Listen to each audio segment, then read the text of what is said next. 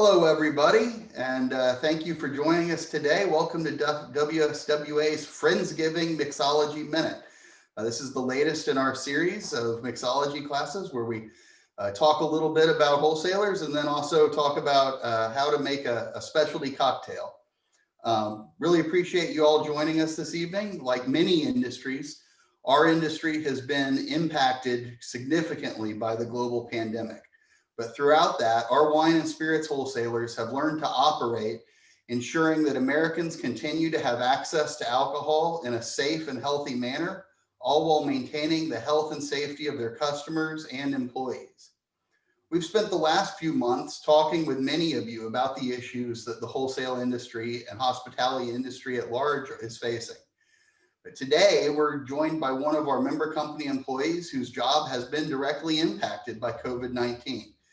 That's Patrick Gaggiano, a mixologist from one of our member companies, Horizon Beverage in Massachusetts. Patrick, thank you very much for joining us.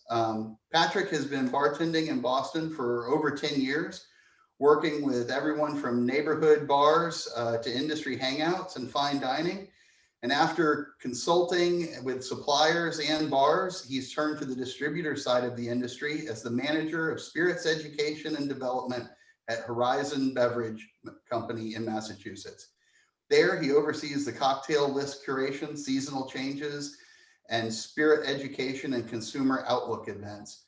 Patrick, thank you for joining us. Why don't you tell us a little bit about what you do on a daily basis with the bars that you work with? My pleasure, Dawson. Thank you all for having me here. On a day-to-day basis, in regular times, we are, like you said, Dawson, working hand in hand with all of the bars and restaurants around Massachusetts and the surrounding states. We come in and we help with seasonal changes to cocktail lists. We come in and educate about both new products that are coming into the market and also major categories like Scotch, more in the colder months, say tequila, more in the summer months. And we're working directly with distilleries and getting their products and information to the people, consumer events to get more liquid to lips, and also educating ourselves. So educating the reps here at Horizon Beverage, educating the consumers, educating the restaurants. So everyone has an equal opportunity to kind of learn a little bit more about all of the many spirits we distribute. So how have you been handling that during COVID when you can't go into the bars as much and many of them are having to change their operations? It's definitely been different. We've worked with many Zoom educations like this, which has been amazing, working with to-go cocktails for a lot of accounts in Massachusetts. We finally got to-go cocktails a few months ago. So trying to get batching down, trying to get recipes down, getting actual vessels out to the people through our suppliers. And then also, helping not with a seasonal change of cocktail lists, but almost a COVID change of cocktail lists where we can go in and help with the current inventory you have to help sort of move a little bit of that and alleviate some overhead. Well, I know that the hospitality industry everywhere has been suffering, and we certainly hope that there's some relief coming for the hospitality industry. It's important for our business and the industry at large for those restaurants and bars to get back on their feet. That's where brand new brands are made and where a lot of the experimentation comes. So we're hoping that we can get back to that soon. We're here today to talk about Friendsgiving. So, people that maybe it's a little different this year, they may have fewer people coming over or they may be going just to family's house. But what are some ideas if they want to bring maybe a wine with them or something that they could serve if they do have some people coming over? So with that all in mind, especially with Friendsgiving, we wanted to focus on 5 options for people, kind of from the lighter to heavier, and kind of everything that has to do with Friendsgiving and pairing the certain things that you may see. The other thing we wanted to keep in mind was, a lot of people might not be able to go out to a liquor store and peruse the aisles. So things that are sort of readily available or easier to find, both with to-go or delivery services. So starting at the very beginning, a personal favorite of mine, we have the Taittinger. This is the Brut La Française. So basically this Francais wine from France is a champagne that for me is good at the pre-meal, during meal, and after meal. If you're the host, you should have a whole case of this. It's something you could sip on all day long as you're making different items. And it's something that will really go along with everything that a Friendsgiving meal will have. The one thing that keeps this a little bit more unique than other non-vintage champagnes is it has 40% of the Chardonnay grape, which is the highest percent of any non-vintage champagne. So you're gonna have a lot of that honey, that brioche, a really smooth bubble to it. And it's gonna be something that will play well with everything on the table. And everybody's always excited when you show up with champagne, right? You never go wrong with a bottle of champagne. So for our white offering, we have bread and butter Chardonnay. So coming out of Napa, California, as the name suggests, obviously it is an oaked Chardonnay. And now I know some people have had perhaps bad experiences with oak Chardonnay or just don't drink oak Chardonnay. This is a great gateway of an oaked Chardonnay. And especially for something like a Friendsgiving, because dishes like, say, a gravy or baked yams, my grandparents always used to do the yams with the marshmallows on top, extremely decadent. Anything that's overly salty or overly weighty, you need the balance of that paired with the oakiness of the Chardonnay. So it'll actually alleviate some of that heaviness of some of the big foods. I think weighty is a pretty good description for Thanksgiving dinner. So Yes. that sounds pretty appropriate. So moving on to the reds, sort of on the lighter side of the reds, this is the Meiomi Pinot Noir. So Meiomi is coming from the Sonoma coast of California. And this is your classic dark red fruit with fresh berries. So this is a very middle of the scale Pinot Noir. This is something that's going to go really good with both your white meat and your dark meat. And it's going to have a little bit of that classic Pinot Noir earthy undertone or finish to go with sort of all of the holiday seasonings and holiday flavors. And that's a great wine. I know it's available and pretty popular in DC. So I think a lot of people have probably tried it and like it. Absolutely. And that's what we want to do is, I don't want to show you 5 wines and then you go to 5 websites and get shut down 5 times. These are things you probably order through your local delivery services or stores. Next one is the big, bold red. So this is our brown heritage Cabernet Sauvignon. This is coming from Washington. It's an 88% Cabernet Sauvignon, and the other 12% is split evenly between Petit Verdot and Merlot. So this is going to be sort of the more flavorful. You're going to do cocoa, leather, chocolate, some black pepper on the end. If you do roasted root vegetables, Brussels sprouts with bacon, any blue cheeses as an appetizer or on a dish, and especially if you go beyond turkey, and if you're doing anything with beef or say pork, this is a great option.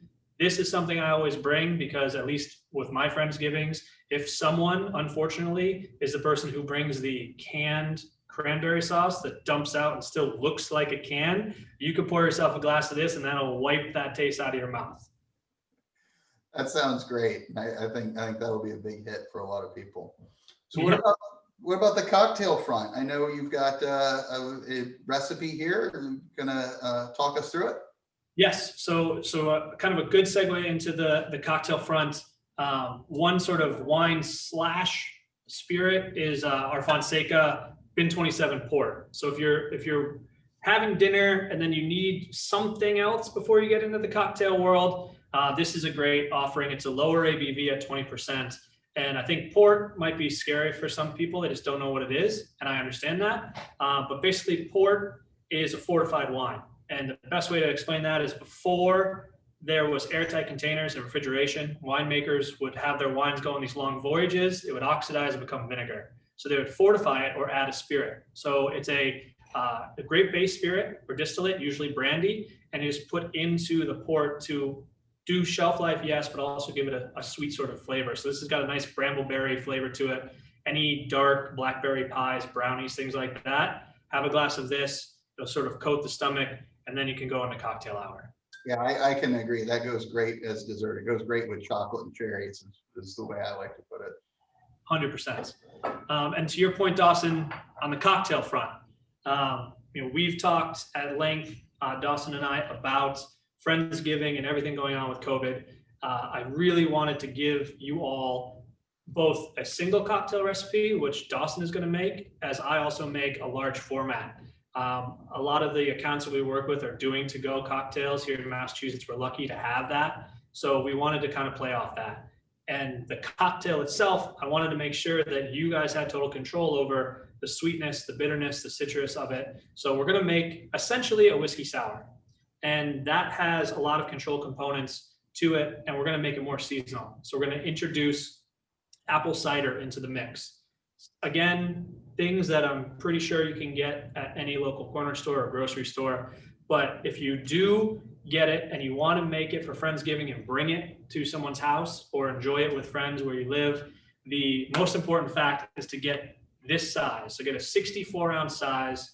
On the slides, you'll see at the end, we have a batch out recipe for the 64-ounce size. But the importance of this is we're going to make our entire cocktail in this. So you can pour out what you don't need. We'll pour the rest in here. We're going to add some water for dilution. You stick it in the fridge and you are ready to drink it as soon as it's cold. That's great. It comes with a handle for carrying to your friend's house too. That's the most important part. We want everyone to be safe and not drop anything. So we're going to make the whiskey sour. Obviously, to make a whiskey sour, you need whiskey. So we have two offerings, rye and bourbon. We have a Maker's Mark bourbon and Woodford rye. It's up to you on your profile of palate of what you like a little bit better. Obviously, rye will be a little spicier. Bourbon will be a little bit smoother, but both will equally work delicious. Talk a little bit about that difference as you're making it, the difference between rye and bourbon. What makes it a rye? So the mash bill, two things that separate whiskeys as a category is mash bill and time of aging. So mash bill 51 is a magic number. If you have 51% corn, it's a bourbon, 51% rye, obviously it's a rye. The best way to do taste profiles is think of, cornbread or a rye bread, a little bit spicier, a little bit more cereal grain. So that's the magic number. You can obviously go beyond that 51%, as many people do. With these two in particular, these are great expressions because it's important to me that if you do like a whiskey, you understand what it is you like about it. So for instance, if you like Maker's Mark and that's something that appeals to you, it has something that most other whiskeys don't, which is a little bit of wheat in the mash bill, a small percentage. So you like wheated whiskeys. And that helps that if you go into a bar or restaurant, you say, I'll have a Maker's on the rocks. And they say, oh, we don't have that. Do you want something else? You don't just pick the next thing they say or point to the first thing you see. You could say, well, I really like wheated bourbons. What else do you have? A Weller, a Pappy if they have it, but things like that. So you can stay on that olive branch. And then the other thing obviously is time and barrel. So the Woodford Reserve Rye here, they have what is called a heat cycle warehouse. So anyone who's familiar with whiskey, there's those giant rick houses that are basically made out of wood and tin, and they're 12 stories high. This is quite the opposite. It's a short 6-story building made out of brick, and they actually do pump in heat, steam heat. So what you get is, instead of 1 year or 365 days of it getting hot enough to get the whiskey into the wood and cold enough to let it out, they regulate that, and they do that about 2 times a year. So it's up to you if you think it gives it a little more aging, so to speak, but it will give it more of a bold flavor. So this 7-year will taste more like a 10, 12, 14 year. That's interesting. So those are the two main differences here. Both of them will taste great. Again, rye will be a little bit more spicy. The Makers will be a little bit more rounded. And both will go equally well with apple cider. So the first thing we're going to do, we're going to add the cider into the mix. So again, Dawson's going to make the singular. I'm going to make the larger format. You, Dawson, are going to do 1 ounce of apple cider. Dawson's going to be working with a shaker. I'm going to be working straight into this apple cider jug. So I'm going to actually take out apple cider. If you're making this for Friendsgiving and you're making this to go, we are going to do 12 ounces of apple cider, which means we need to take 52 ounces of apple cider out first. So when I'm making this, should I go ahead and put ice in the shaker to begin with or add it later? You can add it later because we're going to make, even the singular cocktail is more than a regular cocktail. Usually cocktails are around 3 ounces. This is going to be a 4.5 ounce cocktail before we even shake it. Oh, wow. Because it's Thanksgiving and hey, we all deserve it. It's been a long 2020. It's been a long 2020 already. So we're going to take out this 52 ounces, and you can put this aside in another jar or jug because you can make upwards of 12 more of these large formats. with the remaining 52 ounces. So this is what we're looking at here. The other thing you need, I highly suggest, is the biggest measuring cup you have. Obviously, usually we use tiny jiggers, but for the to-go cocktail or the Friendsgiving cocktail, just grab the biggest thing you can find. So we are starting with our apple cider, 12 ounces. Dawson has his 1 ounce in there. Now we're gonna add the whiskey. So Dawson, for the singular cocktail, your choice of Maker's Mark or Woodford Reserve Rye, you're gonna do 2 ounces. For us doing the to-go or Friendsgiving version, we are going to do 25 ounces. This is really important because, again, when we made this recipe, we want it as easy as possible. So this is 1 750 milliliter. If you're shopping for whiskey and you see it says 750, you're just gonna buy that bottle, put the entire bottle in there.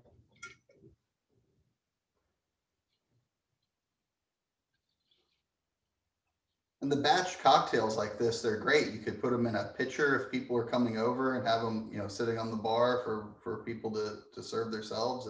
It's a great way to do it. It saves a lot of time for later. And it's just consistency. You don't want to be the guy stuck making drinks for everybody during the holidays. And 2, you want it to taste equally as great every time. So this is a really awesome way to only have to do it once, and it's going to be the same no matter how much or how little they pour out. So we just poured our entire bottle, 25 ounces in. The other thing we're gonna need is some citrus to make it sour. So Dawson is gonna do 0.75 ounces of lemon juice, and I'm gonna do 9 ounces of lemon juice. If you have lemon juice like Dawson has, it's easy to squeeze it in and measure it out. If you have full lemons, the best tip I can give you is 1 lemon equals roughly 1 ounce. So if you're looking to buy stuff really quick and you grab your apple cider, grab 10 just to make sure, just in case they're little. But 10 lemons will get you where you want to go. So you're going to add that lemon juice right in there as well. And obviously fresh is better, but I mean, if this is what you have in a pinch, there's really nothing wrong with it, right? You can still make a decent cocktail. Not at all, especially in this cocktail, because we're working with something like, whiskey and apple cider. So the citrus really is in there to kind of brighten it all up. It's not going to be overly predominant, and it's really going to kind of be overshadowed by other flavors, so it's fine if you're doing non-fresh lemon. The other thing we need is something that is sugary or sweet. A lot of times that's a simple syrup. We're gonna mix it up. I'm a big component of grabbing 1 bottle instead of 2. So if we're making a whiskey sour and you had to grab a sweetener and then a bittering agent, that's too many steps. It's the holidays, we're all busy. So we're gonna grab both of those things in one. This is a Verna, which is an Amaro, basically translates in Italian to bitter. So Fernet Branca, Cynar, Braulio, you've probably heard a few of these names. Amaro is pretty expressive out in the bar world currently. Verna's from Sicily, and it's on the sweeter side, but it also has some burnt caramel, orange peel, and a little bit of bitterness. So it's going to give us 2 things at once. And I noticed when you're buying this at the store, all those other products you named are all sitting there right next to it. So if you wanted to experiment, you can just sort of stay in that aisle, right? And try a few different things. Absolutely. And this is, again, great because if you don't have a Verna and you have something else, try it out. Mm-hmm. If you want to try something, try it out. Because with the citrus and the apple cider and the bitter and the whiskey, if you want it a little bit boozier, you can add more whiskey. If you want it a little bit sweeter, add more Verna. If you want it a little bit more citrusy, add more lemon. You really are not going to go wrong by tasting it and go, I want a little bit more of this. This is a cocktail that really responds well to something like that. So on your end, for the single cocktail, the Verna is going to be 0.75 ounces. And for the to-go, we're going to do 9 ounces. Then while you're pouring, Patrick, we had a couple of quick questions for you. Absolutely. So when you're batching, first question, I guess, is how many people does the batch serve, I guess, for the ingredients that you sent us? What's that? What's the serving size for the batched? Oh, sorry. Yes. So this whole jug, the 64 ounces, are going to give you 12 cocktails, 12 full cocktails. So the singular one that Dawson is making is a 4.5 ounce cocktail. So this is going to give you 12 of those cocktails. If you do Okay. it won't add up. That's because he's going to shake it, and that's going to add about a little shy of an ounce of water. We're going to add direct water into this. So 12 of these to 1 of his. Got it. And then the batch that you're making, does it stay mixed after you've made it and it sits for a while, or do you have to shake / stir it before you serve again? When you make this and you put it into the fridge, when you're about to serve it, just shake it up really quickly. All these flavors are going to kind of melt together when it's chilling down, and all of them will be responsive to each other. So just give it a quick shake just to liven it up, because it does have citrus in there. So you just want to brighten that citrus up and make sure it's all mixed together. But then once you pour it, it'll be ready to go. Definitely pour it over ice, but it won't be overly strong, because we're going to add that water to it pre-cooling down. Awesome. Thank you. And then everyone just keep submitting your questions to the Q&A feature at the bottom of Zoom. So the last thing we're going to add, like I said, is water, or second to last thing, I should say. So Dawson's not going to add any to his, because we're going to shake it, but I am going to add 9 ounces as well as water. If you have water in your fridge, grab that. It's perfect. You can also just do tap water. No question, Patrick. Is this something that you could, thinking about holiday drinks, sometimes they're warm. Is this something that could be adapted to be a warm cocktail? 100%. If you needed to bring something warm, or if it was just extremely cold out, because the weather is crazy these days, at least up here in Boston, you can easily take this and put it into a pot and heat it up. You can easily put this into a mug and put it in the microwave and heat it up. This will respond really well to being a hot drink or a cold drink. Absolutely. Certainly has that warm smell to it, right? Like it makes you think of the holidays. Kind of baking spices. And to that point, the last thing we're going to do is add bitters. I'm going to use some Angostura bitters. Basically, this is, again, like cinchona bark, cinnamon, clove, all of those sort of baking spices. And when you get it, you'll see that, obviously, if you ever worked with this with Manhattans or Old Fashions, you dash it in. There's a little dasher on top. But you could peel that off and you have an opening. And if you see the recipe and everyone says, wow, this guy is a lunatic, he asked me to do 40 dashes of Angostura bitters. Here's the best tip of the day. 40 dashes equals ½ an ounce. So you can peel off that dasher and just put 1/2 of an ounce if you're making the large version. So Dawson is actually going to do the 3 dashes like we said, but for the larger one, you don't actually have to count out all 40. You can just do the ½ of an ounce. And that should literally bring your Friendsgiving to-go cocktail straight up to the very, very, very top. And that's going to give you 12 cocktails, full cocktails of this. Dawson, if you go ahead and shake yours up, that's going to give Dawson 1 singular full cocktail. And again, once he shakes it up, it's going to be a little over 4½ ounces, because it's going to get waterized. Yes, when we shake things, that is to make it cold, but more importantly, it's to give it a little bit of dilution. So there's no flavors that are overly overbearing. Perfect. Now, if I wanted to be fancy, what would I garnish this with? If you want to be very fancy, I've seen everything from fans of beautifully sliced apples to a cinnamon stick that's somewhat lit on fire. You can do as simple as a wheel of lemon, because there's lemon in there. Hopefully the problem is people are drinking them too fast and you don't have time to garnish it. That's pretty tasty. Thank you. Definitely going to be making that again. See, that's why it's always good to make 12 at a time, just in case. I could absolutely, that would be the hit at any event that I would go to. Are there any more questions, Austin? So we have a quick one here. I guess this might be more for you, Dawson, is do you have a recommendation for a delivery service in the DC, Virginia area? So actually that's great. And it's available up in Boston where Patrick is Drizzly is a delivery service that actually provides regular deliveries that are compliant with the regulatory structure. And they have an app on your phone or on the website. It's available throughout DC, and they usually get the product to you within an hour or two. If some of the rarer products might take a little longer if they're coming from across town, but it's a great service. Have you had much experience with it up in Boston? Oh, during COVID, way too much experience. Way too easy, my friend. Great. Great. So another question Patrick, is how long will that last once you make a batch like that, if it's refrigerated? So if you refrigerate it and say you open it and reseal it, you're looking at about 5 days, 5 to 6 days at the most.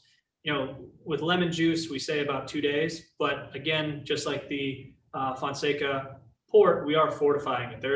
The bulk of it is whiskey, which is going to keep everything else fresher longer. So I would say no more than 6 days. Okay, that's great. Thank you. My pleasure. Any other questions, Austin? I think you might have touched on this, Patrick, but we do have a question of what was a good substitute for the Averna? So for the Averna, you wanna keep towards the top of the scale as far as Amaros go. So if you're at a liquor store or on Drizzly and they don't have, say, Averna, to keep towards the sweeter style ones. Braulio will do just fine. Things like that. Things that are more orange, peel flavored. When you get into things like Chinar or Fernet Branca, they tend to be more towards the bitter side for this particular cocktail. So I would do anything that is from Alpine region, Sicily, things that are more sweet or caramel. When you look at an Amaro, basically it's distilled spirit, some herbs, botanicals, and then a sweetener. So just ask your delivery service or your liquor store if they have anything with caramelized sugar or honey. So I have a question about the bitters.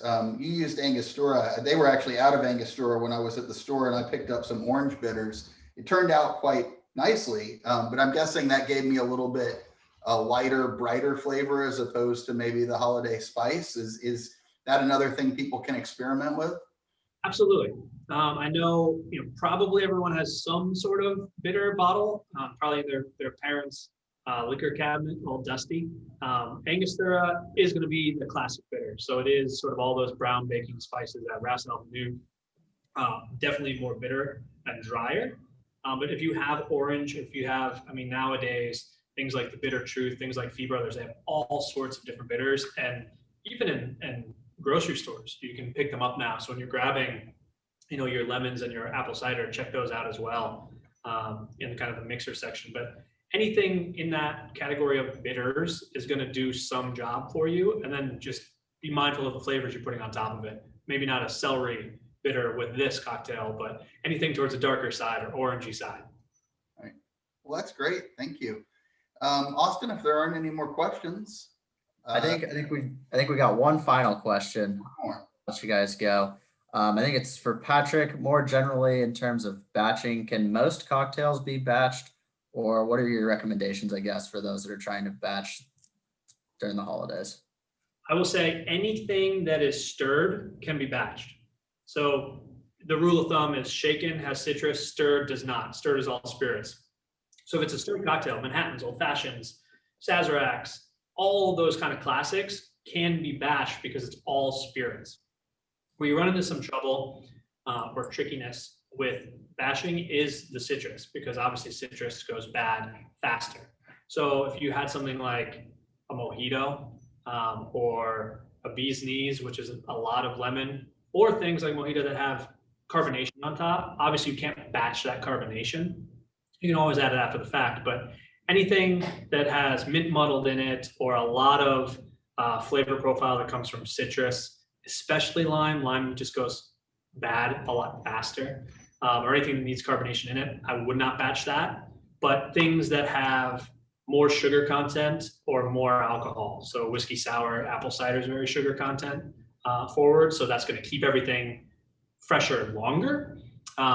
So long story short, stick with the stirred. If you do stuff with the shaken side, it gets a little bit sticky. But anything as far as classic cocktails that are stirred, you can absolutely batch it out. Oh, that's a great rule of thumb. Well, Patrick, thank you so much for coming and joining us today. I know the challenges for the industry continue, but with folks like you working hard with our bar and restaurant partners, I think that we'll come out of this, and when things get back to normal, we can all get together again and have one of these cocktails face to face. But thank you so much for joining us. We really appreciate it. My pleasure. Thank you, everyone. Thank you. Bye, everybody.